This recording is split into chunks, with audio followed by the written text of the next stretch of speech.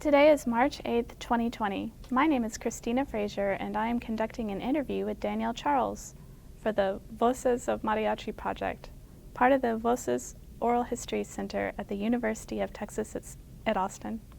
We are in San Antonio, Texas, at the University of Texas at San Antonio's downtown campus. Thank you, Ms. Charles, for sharing your perspective with us today. Cool. Before we start, we want to make sure that we tell you that your unedited interview will be housed at the Nettie Lee Benson Latin American Collection and will be open to the public. So if there is anything you don't want to discuss, you are under no obligation to discuss it. Also, if there is anything you wish to discuss, please make sure to get it discussed. Please know that if you wish to stop the interview to use the facilities or for any other reason, we can do that. So, let us begin. Let's go ahead and begin by you telling me a little bit about your childhood, please. Okay. Born and raised in San Antonio, and to my parents, Geraldine and Osvaldo. I've been going to church all my life, private school, basically all my life from kindergarten until high school. I graduated, went to college at San Antonio College. But yeah, I mean, childhood was just like, my mom was always gigging. She was in mariachi as a child, and then when she grew up, and then going to gigs with her, or chambas, going to church with her, getting upset when she wouldn't wake me up to go to church. Yeah, I mean, it was really just like that, the same as it is now, but I'm an adult. What part of town did you grow up in? The east side of town. East side? Yeah, kind of downtown, but east side. Yeah.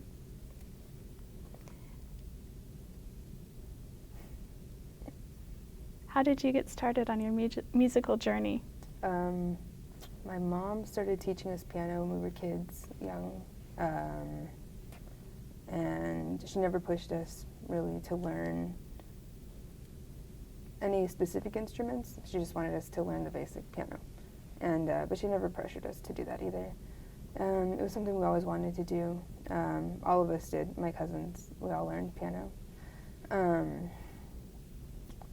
But it wasn't until I was about, I guess 11, almost 12, I was about 12, when I decided that I wanted to learn guitar. And I went up to her and said, I want to learn now. She was already sick, so I kind of knew also that it was the end of our time together. And so I said to myself, I think if this is going to be the time, it's going to be the time, or it won't happen. And so I thank her for never pushing me, because I think if she did, I might have hated it, and I probably wouldn't be doing it now. I wouldn't be here. But yeah, I mean, we played piano, we sang in choir at church, at school. Yeah. Did your siblings participate in piano lessons as well? Yeah, my brother did, my younger brother. Your younger brother. And you mentioned cousins? Yeah, we all played piano, and then eventually we'd either stop playing and get involved in other things, like maybe doing ballet or sports, or and there were a few of us that stayed and decided to keep playing piano. I mean, I don't play anymore. I just played to learn in college, but I don't play. It was just to get by, or to know what I'm doing. Right. Yeah, read. What was your home life like? What did your parents do? Happy. My dad was a construction worker when he came to the United States, and then he got hurt and he became like a handyman. He got hurt on the job, and then my mom was like, she was a teacher, but she taught music lessons. She never got her degree, but I think she left school in 1980, I think. I don't know the exact date, but I'm assuming by the stories I hear that was about the time that she left college. And she worked in banks, she taught music, she played a lot around in other mariachi groups. So mostly the one that she had with my grandpa. But we all have a lot of friends that just get called around. Where's your father from? Mexico, Monclova, Mexico. Okay, thanks.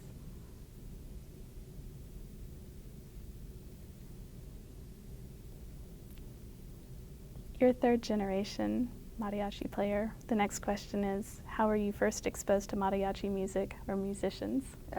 Just in life. My grandpa lived across the street, so when he and my mom would get ready to do a job, she'd be getting dressed and he'd be coming outside. He'd always come out of his house and play his trumpet, and the kids, we'd all run out and go play with him, and then they'd leave and go to their job, and then they'd come back.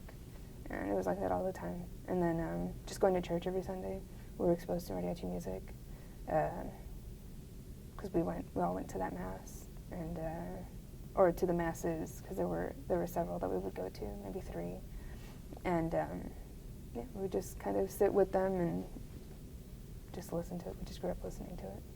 So there were the masses, and then they also did outside gigs. Yeah.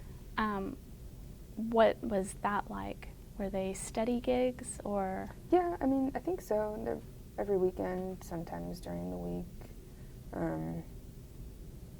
Maybe more during a week than other weeks. Maybe it would get slow, but it was always about the same. How big was the group? I think they had a steady group of 5. They knew a lot of people, so it was really just calling around, seeing who was available. So it was sort of, they were core, and then there were people who revolved? Yeah, if maybe someone couldn't make it, they'd call someone else. Yeah. Who do you consider your biggest influences musically? I guess my mom, and my grandma. I never met her, but hearing about her, everything that she did musically, I wanted to be like them. So, yeah. How about your grandfather? Did he influence you as well? Yeah, he taught me a lot. After my mom had died, he wasn't alive for very much longer after that, but he taught me a lot about getting jobs or making jobs, and calling people, and what to say, what to ask for, because I was 12, I didn't really know much, but he did teach me a lot about that, about gigs. When you say what to ask for, what do you mean? Like what they're looking for specifically, how many people, what kind of music. I see, and what sort of event? Yeah. Growing up, what was your idea of being a mariachi? Did you always want to be one? I don't think I ever thought about being one. I think I just always thought I was going to be one. Yeah. Growing up, I always just wanted to. I never really knew what I wanted to be. I think I wanted to be a teacher, and then I kind of grew up and I was like, I don't really want to do that. I think I just always thought I was going to do it, or I just knew I was going to do this. Was there ever a specific point where you knew that you would be a mariachi? Yeah, I think I was in middle school, maybe in high school, when I realized that I guess keeping the choir tradition alive or in the family was going to be up to me, because I'm in my generation, I'm the only one in our group. So I think at that point I kind of just already knew that that was the life I was going to lead, and I like it. And I knew I was going to like it. I knew I was going to love it. It wasn't something that I was forced into, but I knew that it was something I was going to have to do. So I may as well just love it, And I do. So, did it feel like a responsibility rather than a burden? Yeah. I see. Who are your favorite musicians? Musicians. I really like a lot of people that inspire me or that I really looked up to were just mainly guitarists, and not even mariachi people, more like electric guitarists like Jimmy Page and I can't remember his name right now, the guitarist for Chicago. Well, the original guitarist for Chicago. I can't remember his name, but they were all like electric guitarists, and I can't play electric guitar. It wasn't something that I wanted to do. They just, I guess, their passion for guitar, and they influenced me. And it's kind of weird, it's not mariachi, but. How did they influence you? I guess just you could see the passion that they had for playing guitar, just watching them, watching recordings of them, the way their body moves, the way their body speaks. When they play guitar, you know that they love it, and that's how I feel whenever I play guitar. My aunt kind of gets upset with me because I'll like dance in mass. I'm sorry, it's just, I just love doing this. I think that's what really influenced me, just watching them.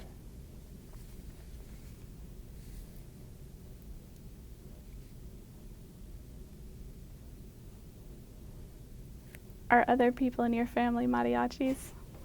Right now? Currently?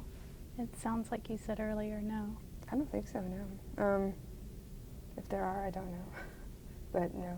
Extended family? No. There are a lot of musicians in my family, but none that play mariachi. What sort of music do they play?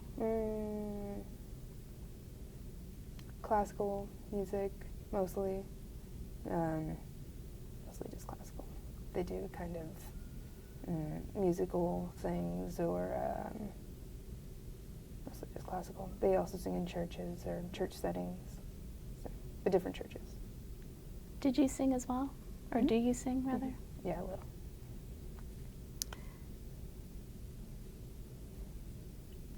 How did people your age see mariachi groups and their music? When I was growing up, it wasn't really... When I was growing up, it was cool. Not in my friend settings, but in other kids our age, it was kind of cool. It was getting there. I know a lot of my friends now that did play when they were younger, and some of them were kind of forced to, and some of them did want to do it. It wasn't something that I was really exposed to as a kid in school, just with my family. And now it's just exploded, kids, it's so popular everywhere, but no, I guess, it really wasn't that popular. Yeah. So the scene has grown? Yeah. I think if you played, your parents played, or you knew someone that did. How did you see people around you reacting to mariachi?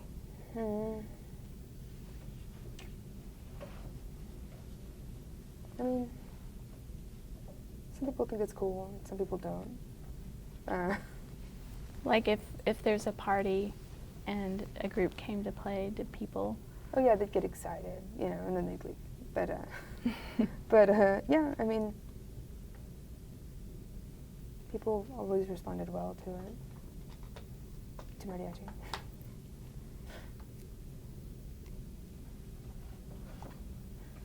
Did you play with, or have you played, or do you play with any groups other than at the Mass? No, I played not with any groups, I guess, per se. I played with people that I knew from church or from different churches, but we would get away from the church setting and would, I guess, create like a temporary group for that gig or that job or whatever. How often would you do the sort of outside church jobs? Maybe when I was younger, it was about every weekend, maybe 2 or 3 times a month, depending on if I got hired. I was really young, so. What sort of events did you play? Weddings, birthdays. We played an event for a boxing match, like at a home. Like they were going to watch the match at home, and they wanted mariachis there. It was kind of cool. Just thought about things at home, or parties. Mostly weddings, funerals, a lot of funerals. Quinces? Quinces, yeah. Yeah, some quinces.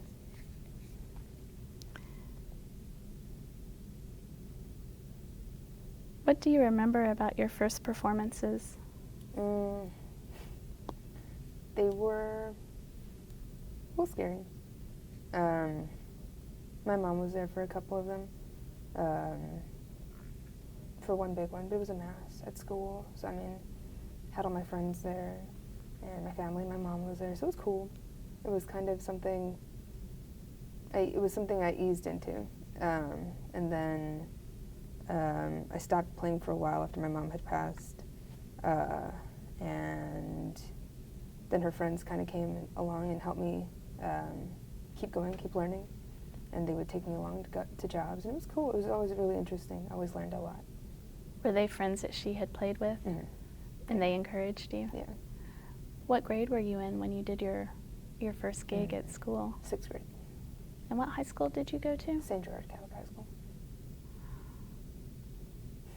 Did people react to you being so young and, you know, being a working, gigging mariachi in your young teens? Because I was young and a girl. That was a big thing, too, that I didn't really get. People kind of looked past me. Like, usually older men. They'd be like, you know. But you get used to that, you know, as a woman. How did it make you feel? I mean, I didn't really care. Pissed my dad off, sorry. It would make him mad, you know, but I mean, because he was more aware of that. I was really sheltered, so it wasn't something that I was really made aware of. I was just kind of oblivious to it. I'd be like, oh wait, that guy said what? That's fine, I don't care. I just keep playing, you know, I just do what I love to do.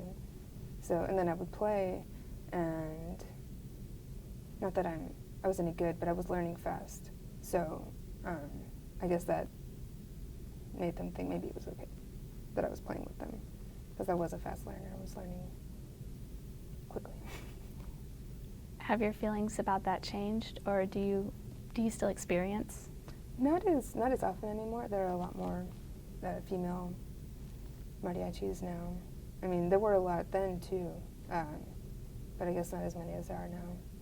But I still don't really take notice of it. It's nothing I can really do about it. Just keep playing. Just keep doing what you do, you know.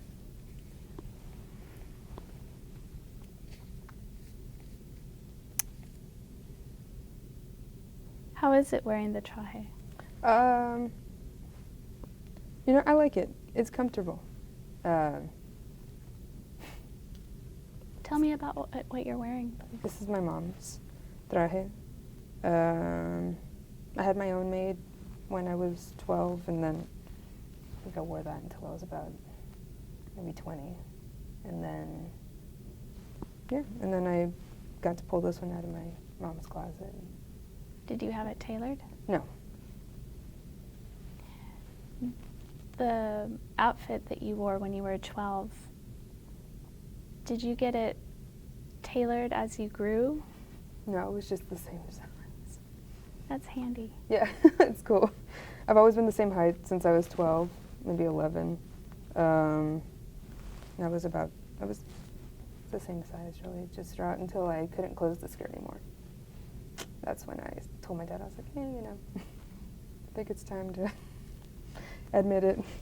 How did you feel starting to wear your mother's? I thought I was going to be nervous about it, but it just kind of felt right.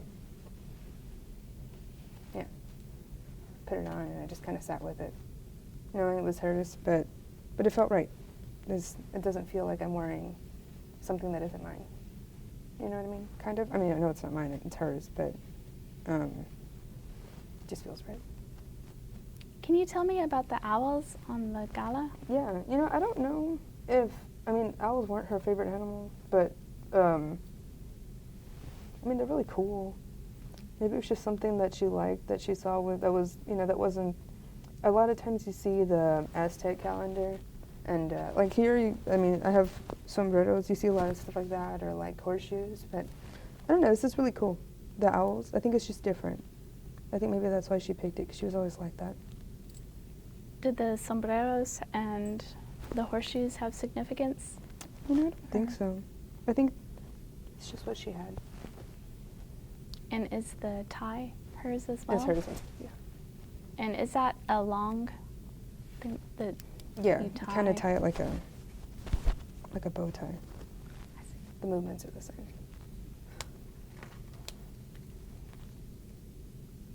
So, when you initially started gigging, what sort of gigs did you seek out?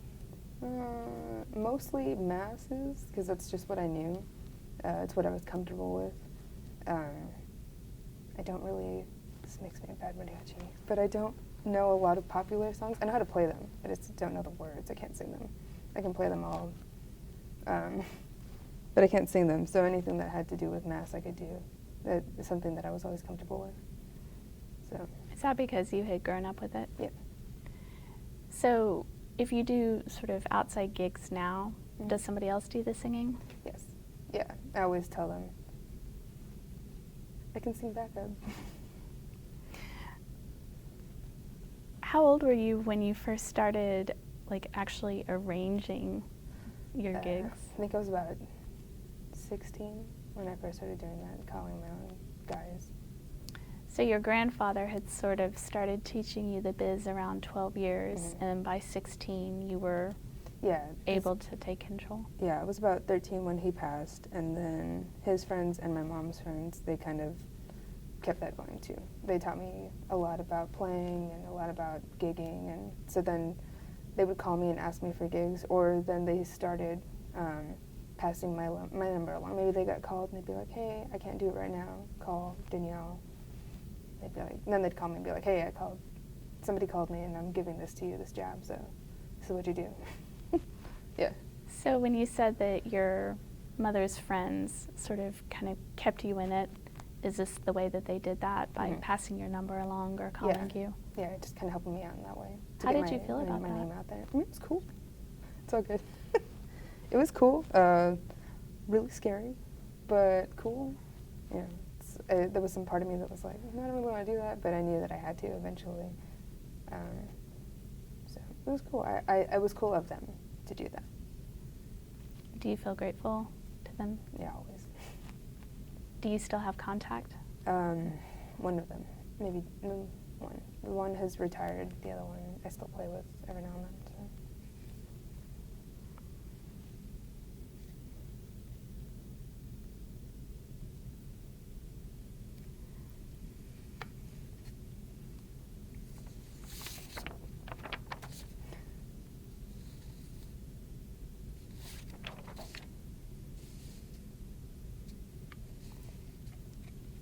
There's a lot of movement between mariachi groups.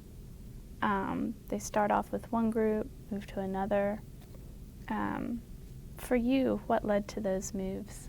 The sort of revolving door we talked about earlier. Yeah, I guess just the friends I made, or not the friends I made, but my mom's friends or my grandpa's friends, or maybe even other friends that I made as I got older. That influences the moves. I mean, playing the mariachi mass will always be my main, but it's just the people I meet or that I network with that influences the moves. How did you network? It's really just going to events that are very mariachi based, or just through friends. Maybe like, let's say you know someone who I know that you know. You're like, hey, I heard that you're friends with. You let me know. Maybe put my name out there. Let them know that you know me, that I know them. You know. What sort of mariachi-based events would you network at? The really big one right here in town is the Mariachi Vargas Extravaganza that Cynthia Munoz puts together. That one helps because it brings a lot of schools around and teachers and students, and so you know, people that go to different schools, or you know, maybe somebody you went to school with now teaches at another school, and maybe they're teaching with someone else, or you know, just, and then we all have to get together anyway, so we're all there.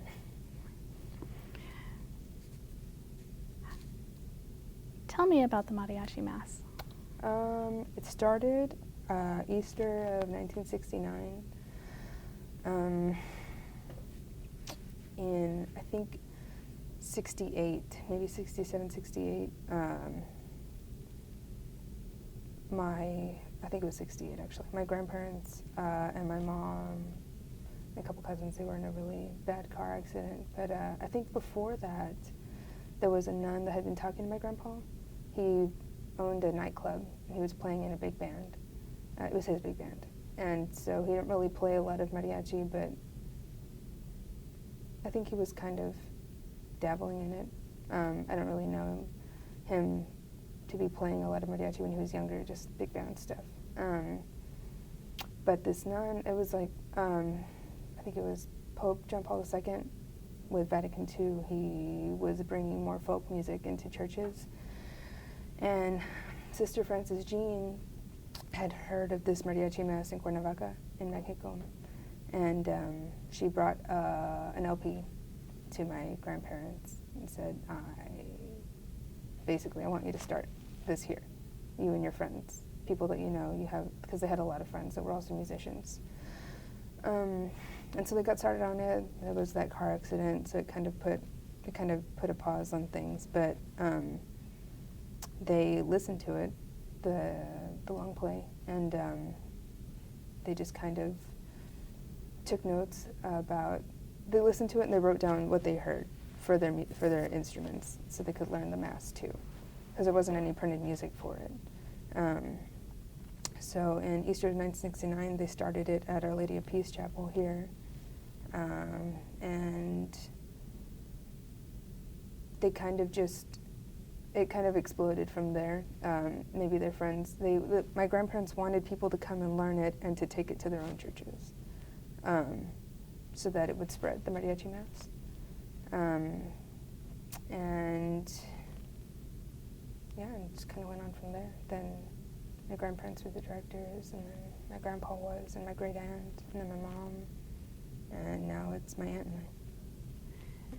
So, were your grandparents, to the extent that you know, immediately interested in the sisters' idea? I think, I don't really know. I haven't really heard anything, I guess, like that in the story. I think knowing my grandparents, I think my grandma would have been the one who was really excited about it. Maybe saying like, yeah, Jesse, we should do this to my grandpa. And I'm sure my grandpa was excited, but maybe he had his reservations. But I'm sure my grandma was kind of from the get-go just ready to do this. Why was your grandmother probably more interested in it?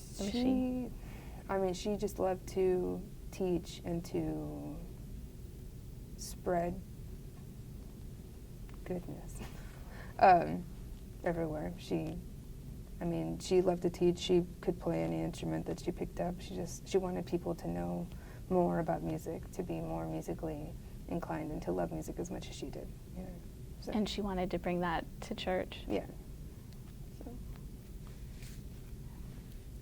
How do you feel about your family's legacy? I think it's really awesome. I don't really know how else to put that other than it's so cool. Sorry. I don't know, it's really cool to see how it's evolved. In the beginning it was huge. The choir was, ginormous. And then I've seen it, over time I've seen it dwindle, and I've seen it grow, and I've seen it, where we just have one musician, or 5 or 20, It's just cool that they took on something so big like that they probably didn't even think that it was that big at that time, and didn't realize just how big it was going to be, or how long it was going to last. And we just had our 50th anniversary, so yeah. When you say the choir was, the group was huge, like, how big are we talking? Maybe over 100 people in the whole group, maybe less than, maybe like 80. But seeing the pictures, I guess, from over time, and the different things that they would do, it looked ginormous. Yeah. What sort of different things would they do?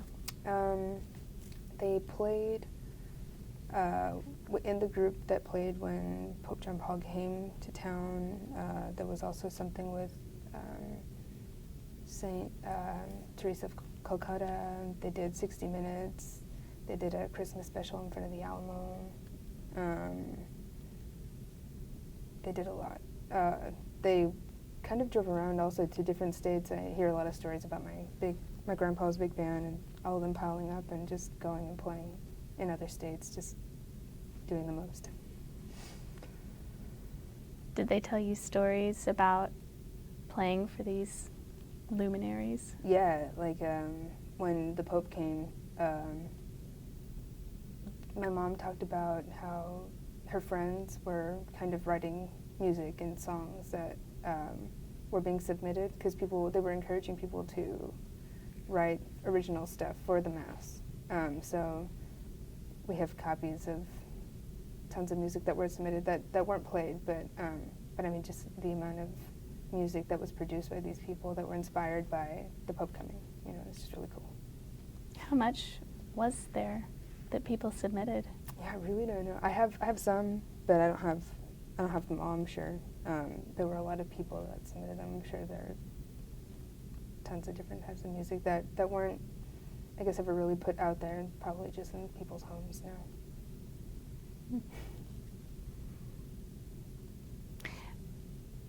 Do you have any idea why the amount of people participating fluctuated so much, from huge and then dwindling, as you say? I think in the beginning there were a lot of families, and people die. Sometimes the kids aren't interested, and so they kind of just go away. It's really just that, people come and go. Maybe they're interested, or maybe they move, or maybe they want to start it somewhere else.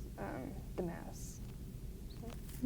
And that's cool. Like when it's something like that, it's cool. That's what we want. I read a newspaper article that some people joke that Mariachi Mass is like tourist mass. Yeah. How do you feel about that?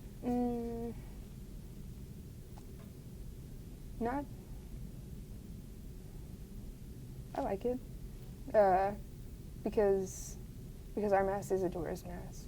I mean, it's not officially a tourist Mass, but there are a lot of people that come from all over the world, and some people that come maybe every other year or every 5 years, and there are some people that come that haven't been there maybe 20 years, and they'll come and they'll ask, about my grandpa or my mom. They're like, oh, where are they, Then you tell them. But it's cool that they're part of that.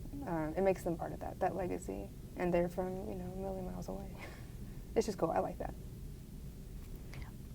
How do you think the addition of mariachi music at Mass enriches the experience? I think it just makes it a little more unique. Not just mariachi specifically, but I guess genres like mariachi that aren't like your typical English or Spanish hymns, that you have something that just adds a little more flavor to it. It's I think it's cool that we can involve other people's cultures into something that we love or that we live, like our faiths.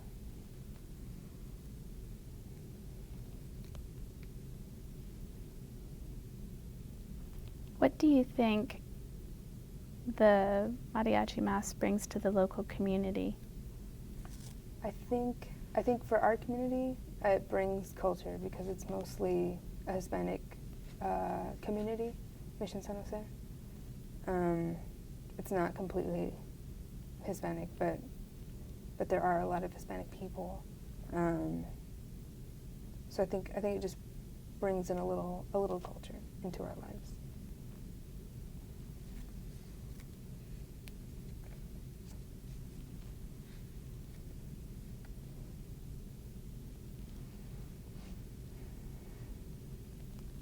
Is mariachi work sufficient to make a living?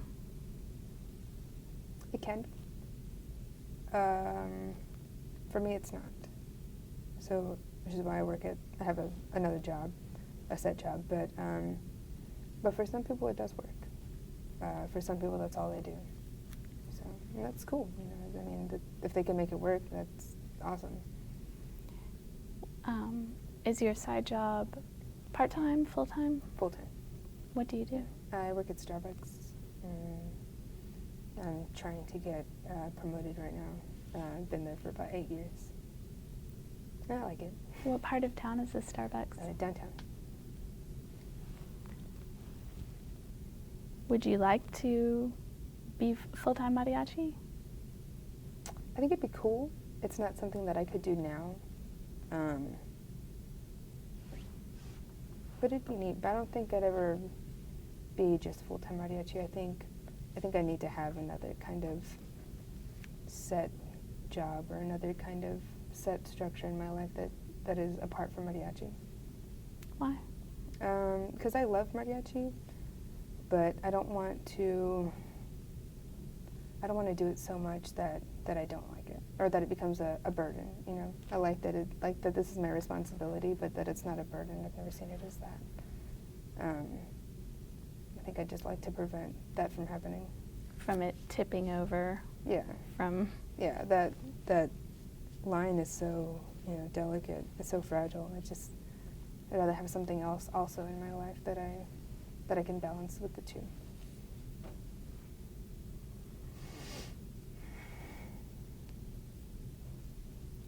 How do other groups see the mariachi mass? I'm not sure. I don't think I've really heard much about, or much from people that, I don't really know what other people think. Like mariachi-wise, what other mariachi groups or what other mariachis do think of it. I think that, personally, I think it's cool that we do something like that, because we do know a different, I guess, way of utilizing our craft. I guess, we know the Mass, and we know not all of us are Catholic or whatever religion the event is, but as long as you know the structure, not a lot of people do mariachi-wise, I've learned, but I think it's cool. But that's just me, because I do it. So I don't know. I really don't know what other people think of it. So there's a special way that the group works with the mariachi mass that may not be the same for outside gigs. What are the differences? The music's kind of different. We're not. It's loud, still, like mariachi music is. But mariachi music isn't always loud. It can be soft or like romantic, which, I mean, you can't really have romance in church, but there's like the songs that we do sing or play that other masses, mariachi masses, do sing or play are, I guess, they're just a little more sacred, because, I mean, we're talking about God, but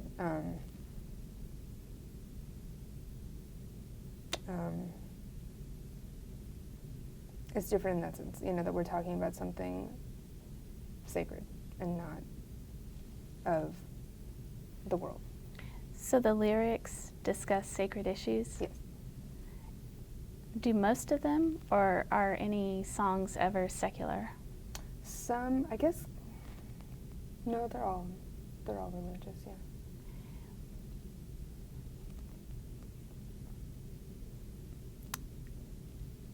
Initially, the songs that were played at the mariachi mass, were they from the album that the sister bought from Cuernavaca? The mass setting is from that album. That's all the album is, really, is a mass setting. Like in church, there are 3 or 4 different songs that change every week, but during the season, the mass setting stays the same every week. So that record that she brought was just a mass setting. They had to figure out the rest on their own, the other songs. They wrote the songs? Some did, but also at that same time when Vatican II was coming into play, a lot of composers were already coming up with, like a lot of composers were coming up with new songs that we could play. Not mariachi specifically, they were maybe for the Spanish masses, and we just kind of took them and played this too. How did you find these songs? I don't know how they found them, but I think they just knew people, maybe, also just through networking, knowing composers, and my grandma and my mom, they both knew a lot of people at MAC, the Mexican American Culture Center, I think that's what it's called. And a lot of composers were working through MAC and were getting their music published through MAC. So they knew them. They kind of made friends with them and bought their music. So they would go seek out music. Mm-hmm. Did people ever come to the group with music? Yeah, I'm sure. I mean, I don't know, but I'm sure that's how it worked. How does it work today? Today, it's not as easy as just writing your own song. I guess you could, but on the hush-hush, and then people will find out. But it's really just finding stuff off the internet. Also knowing composers, and just, I guess, staying in the loop with them. But mostly just getting stuff off the internet. How often do you work new material in? My aunt and I try to maybe once a year now. We've been doing it for maybe about 5 years. We've been adding new things, but the music has always been the same, whatever my mom and my grandparents picked a long time ago. When they made the book, it's always been the same. We've played the same music for the last 50 years. So. Do you do special songs? Does it vary for holidays? Yeah, for church holidays, or even just, I guess, regular holidays like Christmas, or really just Christmas and Easter. There are specific songs for those, but they're all in the book also. Is Easter particularly special since that was the first? Yeah, we try to make it really big. I guess for us within our group, because it's our anniversary. And the 50th was last year? Yeah, that was cool. What sort of celebrations did you have? We had a big party there at church. It was announced there at church. But maybe it's just something for us, just something big, but for us, because for us we're kind of like a family. So it was just like a big party, but just for us. It wasn't anything really big, but big to us. Was the turnout really big that year? Yeah. Yeah, the group was pretty big that year for church and the party. We had some people that hadn't been around in a long time. It was nice to see them. And, yeah, it was cool. There were some people that came from their churches that used to play with us. They came for that mass specifically. It was cool. Do you know of other mariachi masses around San Antonio? Mm-hmm. I know of a couple. I'm sure there are more, but I know of two specifically. How about in other states? Yeah, I've heard of them being in other states. I don't know where exactly. I know there's one in Houston, a big one also that started about the same time as ours. I think about the same year maybe. And I think they're still going also. But I've heard of different people saying like, hey, we have something like this, in my hometown, or that's cool, And what sort of places, whenever you hear people say that, what sort of places are they naming? Maybe like in California or New Mexico. Sometimes you hear of some states up in the north, but they're very small. Or some people, they want to start something like that in their church up north, and so they'll ask us for music or recordings, and then they bring it up there. It's cool that people are still doing it. What sort of connections, if any, did your grandparents, and then you and your aunt now, have with any groups in Mexico performing mariachi masses? We don't have any connections with them, so I don't know. I don't know if that mass is still, because the recording we got isn't mariachi specifically. It's very, very native.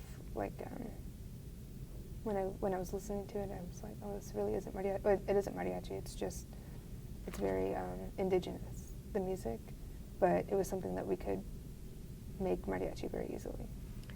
So when you say it's indigenous, what qualities made it seem that way? The instruments that they played, a lot of like wind instruments, maybe not flute specifically, but different types of flutes and guitars and drums.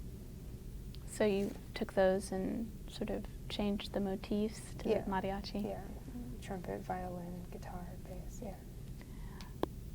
It seems like Mission San Jose is a really special place to do a mariachi mass because of the sort of interplay between, some of the indigenous, descendants who are still living there. Do you know of what they think about the mariachi mass? I think they really like it. I'm friends with a lot of people that have ancestors from 300 years ago, and they really like it. They like that it's part of their community too. As far as my friends go, I don't know how everyone else feels, but I read that after the restoration at San Jose, that there was some drumming and then a mariachi mass afterward. Oh yeah.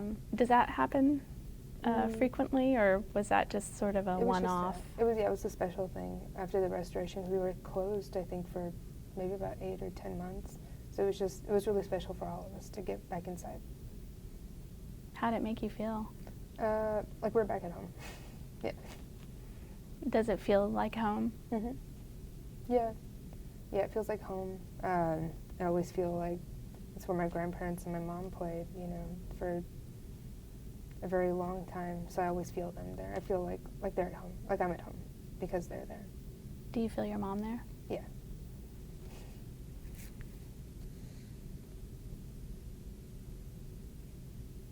What's the most enriching part for you personally about being in the mariachi mass? I guess for me, it's just because I'm continuing what they started. For me, that's because I always wanted to just be like them. In that sense, that they loved what they did. They played with their hearts, and it was all for God, for all of us, because we're all religious. But for me, that's that I'm continuing something that they started. I wish now that they could still be there, but I know that they can't be. So for me, that's what makes it the most special.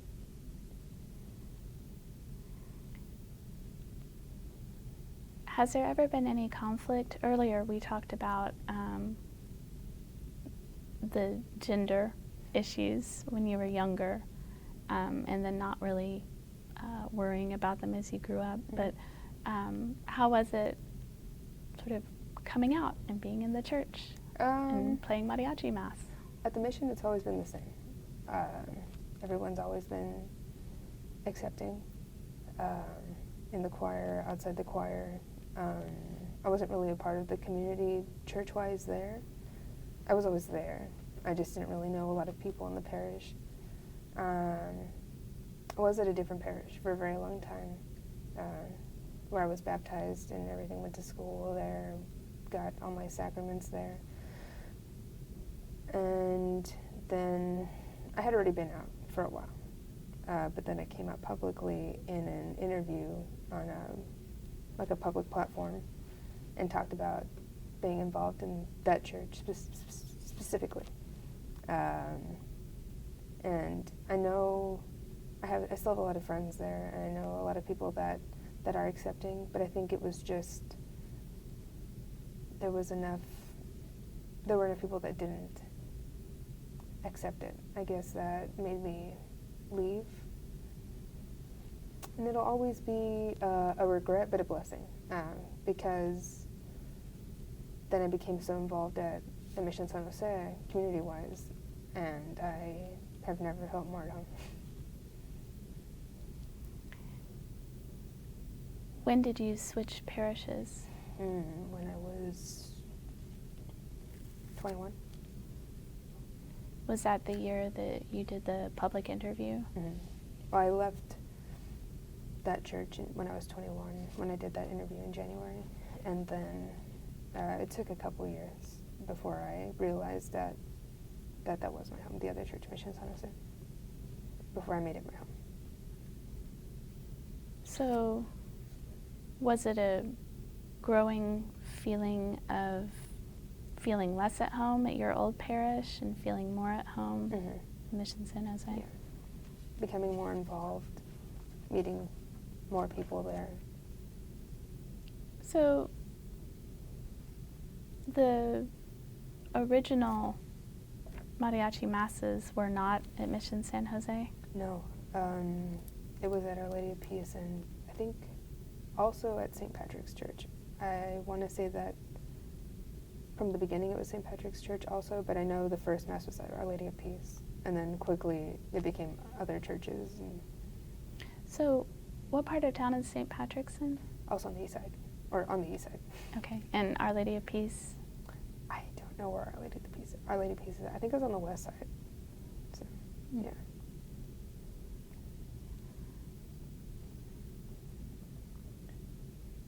So, you were out to your family and friends before the public interview? Yes.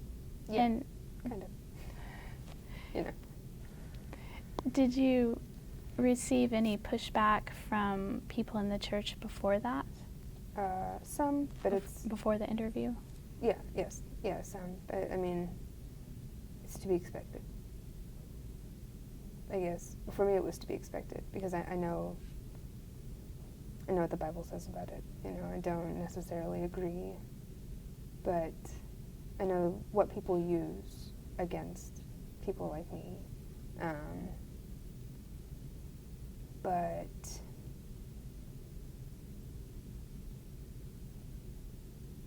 for me, it's like, and what I said in the interview was that for me, it's not about the religion that I practice, because I practice Catholicism because what I've always known, it's something that I'm comfortable with. It's just something that I've always known. But for me, the biggest thing is just that I have that relationship with God, and that I keep that, my faith. And that's what makes it easy. That's what made it easy when I would get that pushback from people saying that I didn't belong, and they'd be like, that's not up to you to decide. Because it's not up to them to decide. The people make the church, but we all have one person to answer to. So. You mean God? Yeah. Yeah. What was the interview for? I went to so I went to private school all my life. I was very sheltered. I went to college and just kind of exploded there. And I went on this conference when I was 21 called Creating Change. And I met a lot of people there. A lot of people that were like me, that were gay and also religious, and Catholic specifically. And I guess that was really cool. I mean, I knew there were other people in the world that are like me, and I just never met them. And so it was cool kind of meeting other people from there, and I had talked during one of the caucuses about thinking about leaving my church. And I was like, I really don't want to, but I think I'm going to. I've been there all my life, and I have a lot of friends, but I don't want to. And there was a reporter there from the National Catholic Reporter, and she and I met after the caucus, and she said, I'd really like to interview you. And so I said, okay. I was 21. It's like, all right, let's do it. And we met for coffee the next morning, and she interviewed me, and then it was out in the National Catholic Reporter, and I didn't really think that a lot of people that I knew read that, but apparently a lot of people do. So I got a lot of emails saying like, hey, let's talk, especially from my pastor, and I was like, hey, let's not. And I never went back. Yeah. It's like 7 years later, but it's still kind of, it doesn't hurt, just, it's still a big part of my life. Doing that, just leaving. I never thought that I would do that. I never thought that I'd leave that church. So, how does it make you feel that you did that? Partly happy all around that I made that change. Ashamed in the sense that I let people influence my leave. Because that pastor was going to be the pastor there forever. You know, he was gone after a few years, and I could have gone back, but I kind of had already made my decision, and I never thought that I would let what other people think of me influence that to leave. But then I did it, and I'm happier for it. Do you think the move to Mission San Jose has helped the Mariachi Mass overall, in addition to helping you personally? Yes, because now we're not this, I really feel like before we were just kind of this outside group that wasn't ever involved in anything parish-wise. We didn't really know a lot of people in the parish. We kind of just excluded ourselves. And then we do have parishioners in the choir. But I think having one of the directors, become a parishioner and kind of pulling us out of our room, you know. Why were you sort of separated from the rest of the parish? I think just because at the time before we were doing so many masses, there wasn't a lot of time to really be involved in any church community. So I think when I was getting started on my own, I was doing 3 masses a Sunday, and then now I'm only doing 2. But it was just difficult, I guess, to really settle down in a church and make friends with people because we were always moving.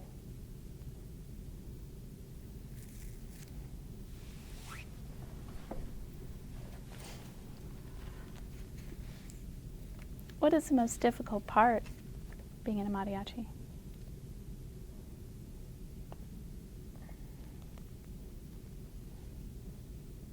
I don't think there's anything difficult about it. I mean, no. For me, there isn't anything difficult about it. If you love, there isn't anything difficult about it if you love doing what you do. So. One of the other interviewees that we interviewed earlier talked about hurt knees from standing. Yeah, hurt feet, hurt knees, calluses, hands cramping. But it's not, right now it's not difficult. I think later on when I age it'll be difficult, but, or a little more difficult. But right now I don't mind the pain. I think there was that one job that I talked about where we played at a boxing match. Or not at a house where they were watching a boxing match. Sorry, I make it sound so grand. You know, it's just like someone's driveway. That day, we had a wedding shower for my cousin. So I had been wearing my heels all day, literally from like 8 o'clock that morning until like 9 o'clock that night when we were playing that gig. And I think it was a 2-hour gig, and about 8 o'clock I called my brother. I texted him in the middle of playing songs, and I was like, please, for the love of God, bring my tennis shoes, because I can't feel my feet anymore. They were like, gone. So I have no feet, they're going to have to amputate them. But, I mean, that's really it. Nothing difficult. It's all just part of the job. I deal with it at Starbucks. And you stand all day on like a concrete floor for 8 hours. You know, it's all part of the job. You still love what you do. How much easier do you think it is for you not finding difficulty in the job because you're third generation? I don't know. I don't think it really has to do with me being third generation. I think it just has to do with the way that I was brought up, or like things that I learned from my mom in the small time that I had her.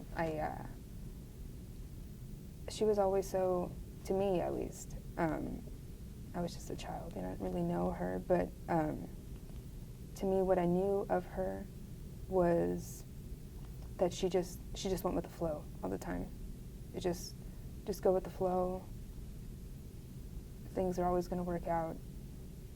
Practice hard, but don't stress. And that's something that I live by a lot now, or that's something that I live by now because of her. And so I think that it doesn't make it difficult because of that, because I just go on, you know, like it hurts now, but tomorrow's going to be okay. Do you have a favorite song to play? I have a few favorite songs to play. No song specifically. It's kind of weird. Like, because I play guitar, it's more like chord progressions that I like to play, but it doesn't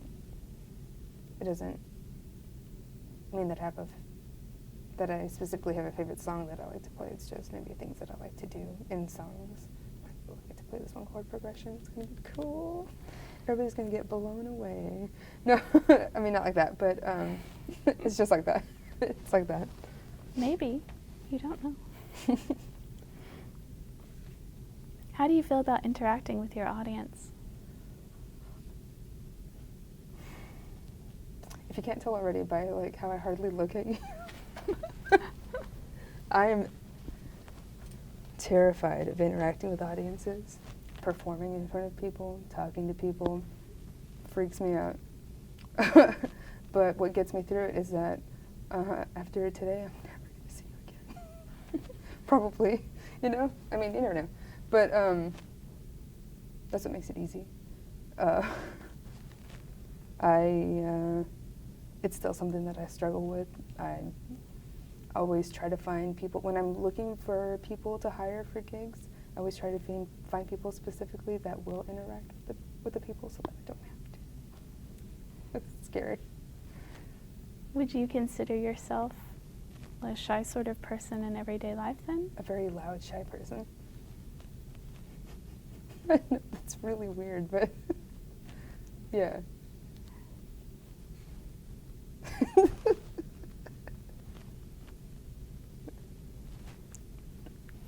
Sorry.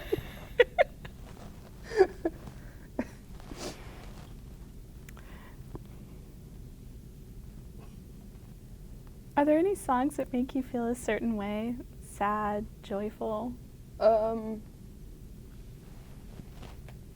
Yeah. I can't think of any specifically, but I do know that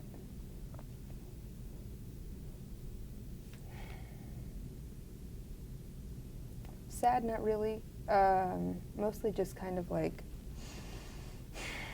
the feeling, I guess nothing specifically like that, sorry. Nothing specifically like sad or happy or joyful, but things, sometimes I'll feel maybe happy. That's a feeling. But I don't play Mother's Day gigs or anything that have to do with mothers. I refuse to because I can't. I've tried to. I just can't bring myself to do it. Or finish a song. I have to stop. I can't, continue them. So anytime I get hired for Mother's Day gigs, I just say no. I don't think I'll ever be able to.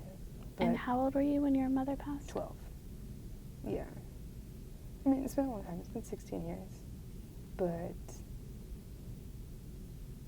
it doesn't really matter how much time passes. You just remember everything kind of still feels the same. Like when I remember that day or that time, I can still remember everything so clearly. You know, it doesn't matter how long it's been, or maybe I forget how she sounds, or I forget what she looks like sometimes, but those feelings and like the places I was in, you never forget that. Did you two play together? A couple of times. Yeah, maybe 2 or 3 times before How did she that just feel? couldn't do it anymore. It's okay. How did that feel? It felt good. The first Mass was really good because it was something that I was really excited for. We practiced a lot for it. It was my first time ever playing, ever. And so we practiced a lot. And then after that, it was just kind of like, it's just funny. It's something that I really wanted to do, and then we'd go to church, and I just really didn't want to do it. And I would fight her, but I knew that it was something that I wanted to do, so I kept doing it with her, just because I wanted to be with her. Because I already knew that the time was coming. So I knew it was something I wanted to do, so I kind of forced myself to do it in that time frame, and I'm glad that I did, because it's something that I love to do. Did you have the performance anxiety when you were playing those couple times With your her, mom? No? Yeah.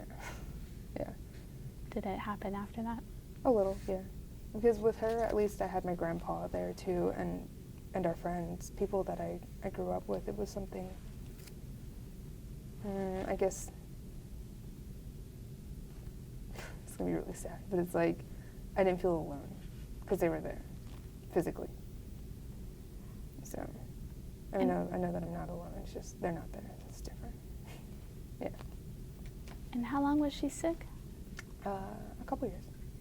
And Maybe about a year and a half. 2. How did she die?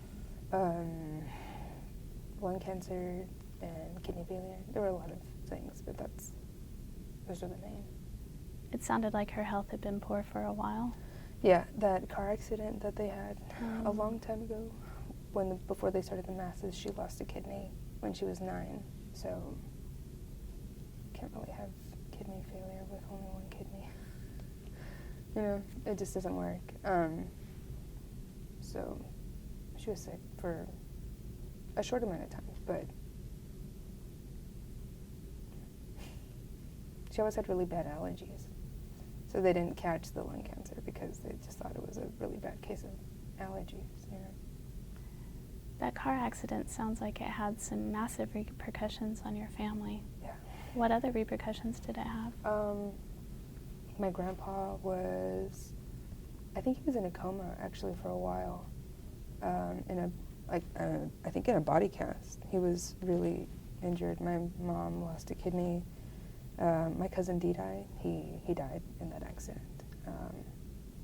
My grandma and my uncle, they were also injured, but I guess not to the extent of my cousin and my mom and my grandpa, but they were also pretty injured. You know, no seatbelts, it was the 60s.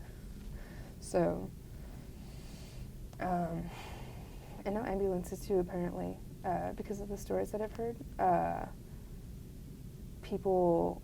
Men that were nearby saw the accident and pulled my uncle and my grandma and my mom out of the car and drove them to the hospital. And they left my cousin D-Dye because he was dead, apparently. And they thought they were going to leave my grandpa because they thought he was dead too. And then they moved him and realized he was still alive. So that's another story.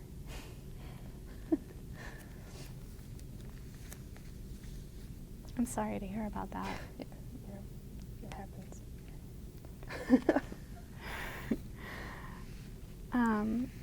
Switching gears. Yeah. Do you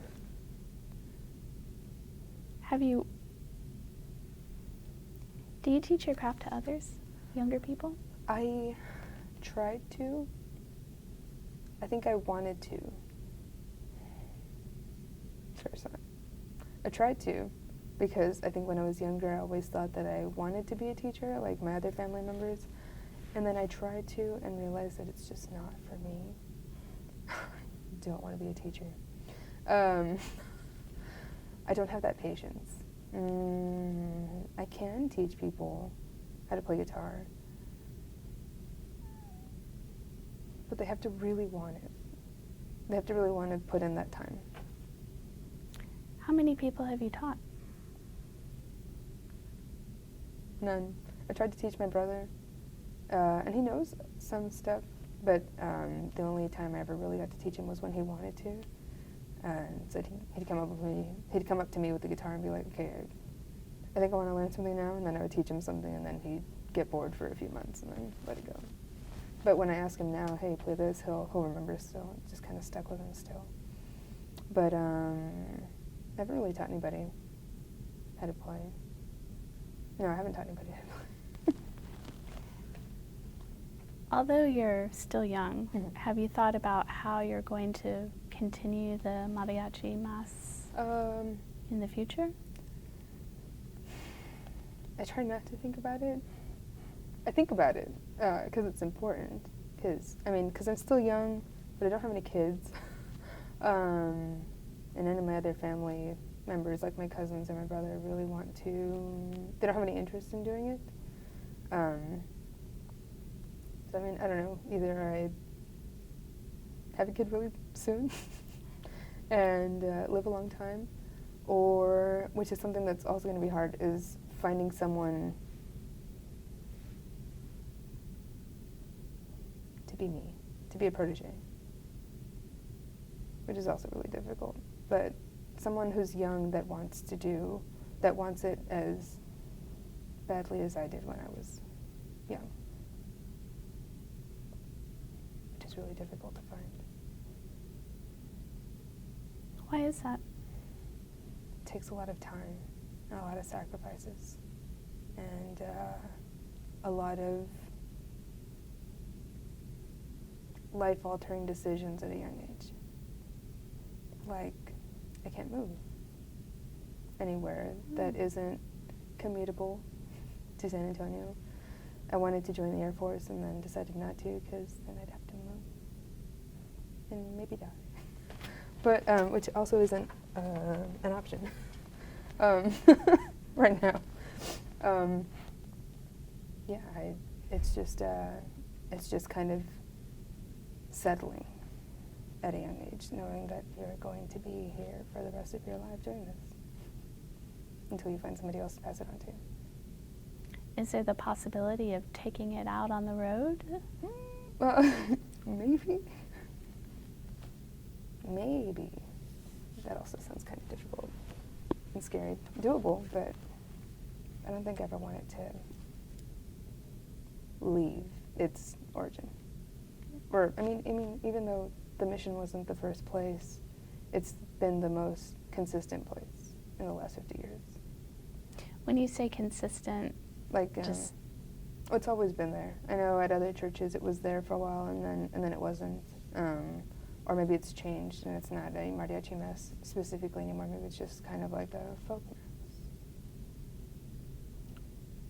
Like they don't play any other mariachi instruments except guitar and maybe bass. So it's still mariachi style, but they didn't really have the instruments to back up that argument that, yeah, it is a mariachi mass, because it is a mariachi mass, but other people could argue and say, well, it's not because it doesn't have this. Do they wear the outfit and the pared down? Okay. Yeah. So it's not a mariachi mass as far as you can tell. Yeah. Yeah. I still like to say that it is because it's where we came from, but it's kind of hard to disagree with someone when they're saying, well, it's not because, they don't wear the outfits. And I'm like, well, you're right there, So. Do those sort of differences between not wearing the outfit, calling it mariachi mass or not, does this make any difference to you, or no? Does it feel like it's all helping glorify? No, it doesn't help. The only reason, I think one of the biggest reasons that we keep wearing this outfit is because I really pushed for it and our pastor did too, to really just kind of keep the outfit. But it doesn't make a difference so long as you're playing the music. Why did you push for keeping the outfit? I guess it was just an easy way to stay uniform. Because we all have an outfit, and may as well just wear it. The musicians, at least. And I was like, I know you have one in your closet. Just put it on for an hour a week. Why is staying uniform important? Just so that we, especially because we're a tourist mass, it's just, I guess, so we all look the same. Yeah. So that we look, I guess, not so messy. Like a group? Yeah, like a group, and we're not all over the place. They don't have to know that we're all over the place internally, just on the outside that we look like we have our stuff going on, you know? Did you notice an uptick in participation at the Mariachi Mass after San Jose and the other missions became part of the UNESCO World Heritage Site? A little. There was some people that were interested but never really followed through, and some that did. Just a couple that did, but in time it'll happen. Just it's really slow right now. Some people they say they want to, but then they don't come to practice. Or how about with participation in the pews? Have more people come since it was declared a UNESCO site? Yeah, still a lot of tourists, a lot more. There's still a lot of people that come. Yeah. What are your thoughts on the current state of mariachi musicians? I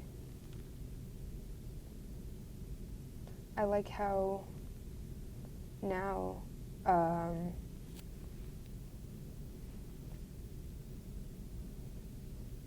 it's everywhere. Mariachi, like no matter where you go, no matter what part of the country you go, or even some parts of the world, you know, people know what mariachi is. Not everyone, of course, but I mean, it's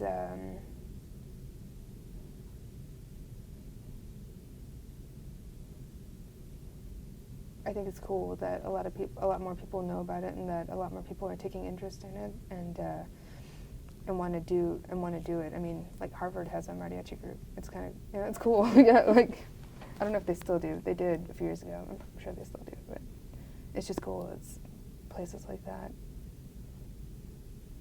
have mariachi groups and like want to do it, and are good. How do you hear about, for example, Harvard having a mariachi group? How do you keep up with the genre? Yeah, Facebook, the internet, just following, networking. I guess, yeah, just like that. Just following people that know people, and then they say, "Hey, have you seen this one already?" Like my cousin's kind of like that. He'll hear about. He knows a lot of musicians in town. I'm like, "Hey, did you hear about this one group in another place, in another city, or whatever?" He'll send me a link. It's cool. Send it to my friends. Yeah. And you mentioned an international presence. Yeah, like Mariachi Vargas. They're internationally known. They're like this world-known mariachi group and they play all over the world too. I'm sure other mariachi groups do too, but they're the biggest one that I know of that does play all over the world.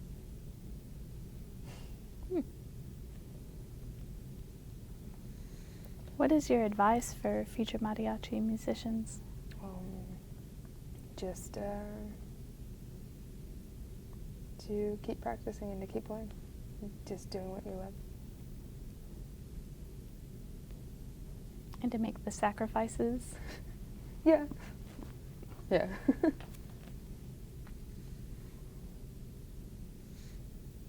What else would you like to add? I don't know.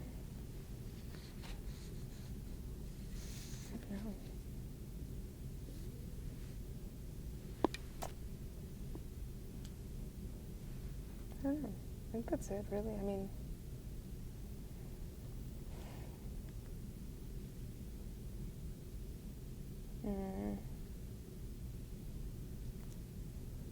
like I did mention sacrifices, but I mean, it's like they're decisions that I made that I'm happy with. I'm never going to resent myself for it. Just make some things difficult. But I think any decision you make that changes your life makes other things difficult, you know?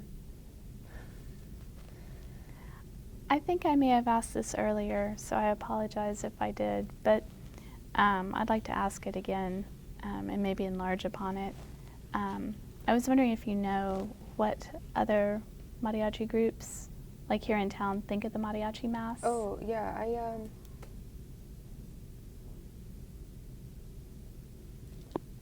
I don't really know. I mean, still, I don't really know how they feel about it. I don't really talk to a lot of mariachi musicians that I haven't met through the church or through the mass. Some I've met through school, but they all thought that it was kind of cool that I do what I do. But I don't really talk to musicians that aren't part of the church scene, I guess. But I mean, also because I don't play in other groups right now. I'd like to eventually, but I don't really know very many musicians outside of that world. Outside of the church sort of world? Mm-hmm. I see. So would you say that that's sort of your main orbit for finding new gigs? And Yeah. Okay. Just makes it easier. Like, hey, you already know what the rundown is, and you can play that instrument. Like, let's just do it. Yeah, just make something awesome happen.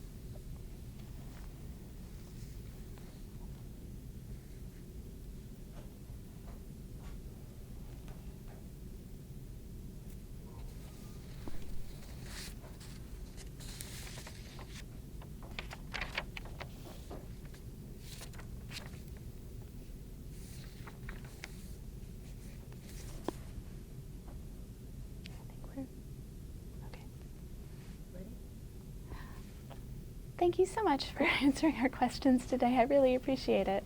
So thanks for having me. Yeah, I know some of the stuff we talked about wasn't easy, so I really appreciate your talking to us. Thank you so much. Thank you. Yeah.